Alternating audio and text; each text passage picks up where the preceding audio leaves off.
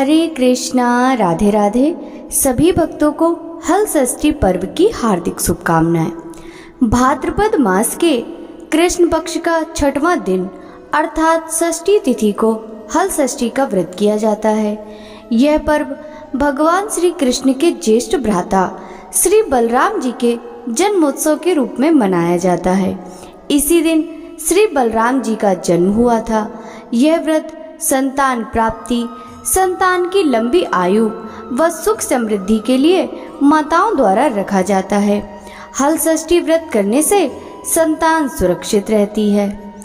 हल षष्ठी व्रत में शिव परिवार अर्थात शिव जी, माता पार्वती सहित गणेश जी, स्वामी कार्तिकेय, इनके अलावा भगवान श्री कृष्ण व बलराम जी तथा हल षष्ठी माता की विशेष पूजा की जाती है। हल षष्ठी देवी प्रकृति के छठे अंश से उत्पन्न होने के कारण ही इसे षष्ठी कहते हैं। बच्चों की अधिष्ठात्री होने से बालदा तथा विष्णु की माया होने के कारण ये विष्णु माया कही जाती हैं। यह ब्रह्मा की मानसिक कन्या है, अतः मातृकाओं में इन्हें देवसेना के नाम से जाना जाता है। भगवान स्कंद की प्राण प्रिया पत्नी होने के कारण यह स्कंद प्रिया कहलाती हैं। यह देवी बच्चों को आयु देने वाली, बच्चों की रक्षिका पोषिका हैं। योग बल के प्रभाव से यह सदैव बच्चों के समीप स्थित रहती हैं। इस देवी के संदर्भ में एक पुरातन कथा आती है। स्वयंभू मनु के पुत्र प्रिव्रत हुए। वे योगी होने के कारण विवाह नहीं करना चाहते थे, किंतु ब्रह्मा जी की आज्ञा से उन्होंने मालिका नाम की कन्या से विवाह किया। परंतु बहुत समय बीतने पर भी उनको कोई संतान नहीं हुई। तब राजा प्रिव्रत ने कश्यप ऋषि को बुलवाकर पुत्रेष्टि यज्ञ कराया। यज्ञ अग्नि से एक चरु प्रकट हुआ, जिसे राजा ने अपनी रानी मालिका को दिया। उस चरु के खीर बछड़ कर रानी गर्भवती हुई, किंतु 12 वर्ष बीत जाने पर भी कोई संतान नहीं हुई। 12 वर्ष उपरांत रानी ने एक दिव्य स्वर्ण कांति युक्त पुत्र को जन्म दिया, परंतु सर्वांग सुंदर होने पर भी वह बालक जीवित न था। इस पर राजा रानी दुखी हुए। राजा ने अपने उस मरे हुए पुत्र को हृदय से लगाकर शमशान की ओर चल दिया। शमशान पहुंचकर राजा पुत्र शोक से दुखित होने व रोने स्वयं के प्राण देने को तत्पर हो गया। उनका सारा ज्ञान जाता रहा। तभी सहसा उन्हें एक दिव्य विमान दिखाई दिया, जो कि श्रेष्ठ मणियों से निर्मित था। उस विमान में एक सुंदर, मनोहर, प्रसन्न वदन, श्वेत चंपा जैसी वर्ण वाली नवयना विराजमान थी। उसे देखते ही राजा सब दुख भूल अपने मरे बालक को पृथ्वी पर रख उनके पास गया और पूछने लगा कि देवी, आप कौन हैं? किसकी पुत्री तथा किसकी पत्नी है? तब वह देवी कहने लगी, हे राजन, मैं ब्रह्मा की मानसी कन्या हूँ। मेरे पिता ने मुझे भगवान शिव जी के पुत्र स्वामी कार्तिकेय से विवाह कराया है, अतः मैं स्कंद प्रिया हूँ। मैं पुत्रहीनों को पुत्र, पत्नीहीनों को पत्नी, धनहीनों को धन तथा कर्मवानों को उनके कर्म अनुसार फल देती हूँ। हे राजन, तुम ज्ञानी श्रेष्ठ कर्मवान हो, अतः तुम्हें मेरा दर्शन हो पाया है। तुम दुख का त्याग कर मेरी पूजा करो और सर्वत्र हो जाओ। मैं तुम्हें वर देती हूँ कि तुम्हारा यह पुत्र शीघ्र जीवित हो उठेगा और परम प्रतापी होगा। 100 अश्वमेघ यज्ञ करेगा। यह सुव्रत नाम से विख्यात होगा। यह कह देवी अंतर ध्यान हो गई। इधर राजा प्रिव्रत अपने संतान को जीवित देख प्रसन्न होकर पुत्र सहित नगर को वापिस आया। नगर में हर्षोल्लास मनाया गया। बालक के जन्मदिन से 6वें दिन सूतिका गृह में माता षष्ठी का पूजन कर आनंद उत्सव किया गया।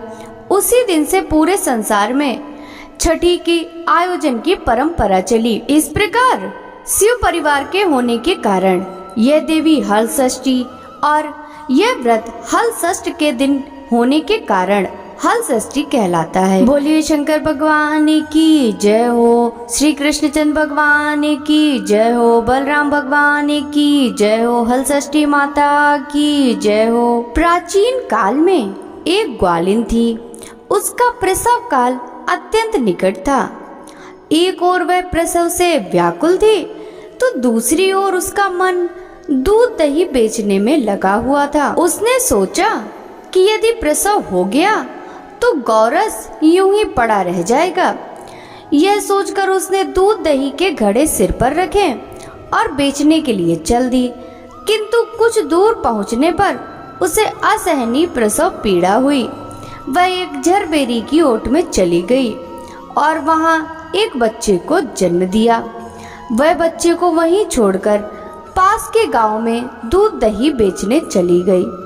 संयोग से उस दिन हल षष्ठी थी।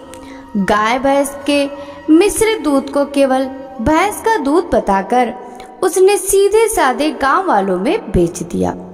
उधर जिस झरबेरी के नीचे उसने बच्चे को छोड़ा था, उसके समीप ही खेत में एक किसान हल जोत रहा था।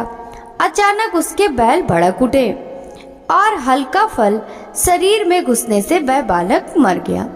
इस घटना से किसान बहुत दुखी हुआ, फिर भी उसने हिम्मत और धैर्य से काम लिया। उसने झरबेरी के कांटों से ही बच्चे के चिरे हुए पेट में टाके लगाए और उसे वहीं छोड़कर चला गया। कुछ देर बाद ग्वालिन दूध बेचकर वहां आ पहुंची।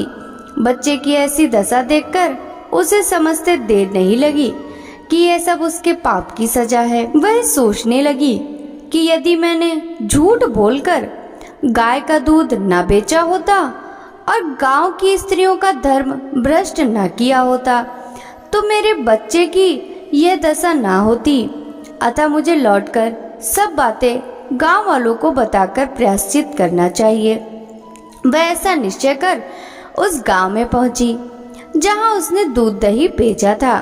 वह गली गली घूमकर अपनी करतूत और उसके फल स्वरूप मिले दंड का बखान करने लगी। तब स्त्रियों ने स्वधर्म रक्षार्थ और उस पर रहम खाकर उसे क्षमा कर दिया और आशीर्वाद दिया। बहुत सी स्त्रियों के द्वारा जब आशीर्वाद लेकर वह पुनः झरबीरे के नीचे पहुंची तो वह देखकर आश्चर्यचकित रह गई कि उसका पुत्र जीवित अवस्था में पड़ा है। तभी उसने स्वार्थ के लिए झूठ बोलने को ब्रह्म हत्या के समान समझा और कभी झूठ न बोलने का प्रण कर लिया। बोलिए हल षष्ठी माता की जय हो, श्री कृष्णचंद्र भगवान की जय हो, बलराम भगवान की जय हो। जय हल षष्ठी माई, जय जय हल षष्ठी माई। हल षष्ठी पूजन व्रत करते, हलधर मूरत मन में बसते। जय हल षष्ठी माई, पूजन विधि सुन सभी कर लो, ताल बनाकर पानी भर लो। जय हल षष्ठी माई, जय जय हल षष्ठी माई। फूल कमल का तैरा देते, गोबर लीप धरा कर लेते। जय षष्ठी माई, जय हल षष्ठी माई। चौक डालकर कलश बिठाए, पीढ़ा देवी मूर्ति सजाए। जय हल षष्ठी माई, जय जय हल षष्ठी माई। पृथ्वी पूजन कुश जल से हो, गणेश पूजन सभी विधि तब हो। जय हल षष्ठी माई, जय जय हल षष्ठी माई। ध्यान मातु का प्रारंभ करे, आवाहन माता मंत्र करे। जय हल षष्ठी माई, जय जय हल षष्ठी माई। पूजन अर्चन हल षष्ठी माई, भादव षष्ठी माँ को भाई। जय हल षष्ठी माई, जय जय हल षष्ठी माई। पसहर चावल भोग लगाए, सात तरह जय भाजी लाए। जय हल षष्ठी माई, जय जय हल षष्ठी माई। दूध दही घी भैंस चढ़ाए, पाते ढाक के सदा लगाए। जय हल षष्ठी माई, जय जय हल षष्ठी माई। केवल छह ही सुने कहानी, माता की सब महिमा जानी। जय हल षष्ठी माई, जय जय हल षष्ठी माई। जोता बोया आज न खाती, मन चाहा वर सब ही पाती। जय हल षष्ठी माई, जय हल षष्ठी माई। क्षमा भूल अज्ञानी गाई, जय हल षष्ठी माई, जय जय हल षष्ठी माई। बोलिए षष्ठी मैया की जय हो।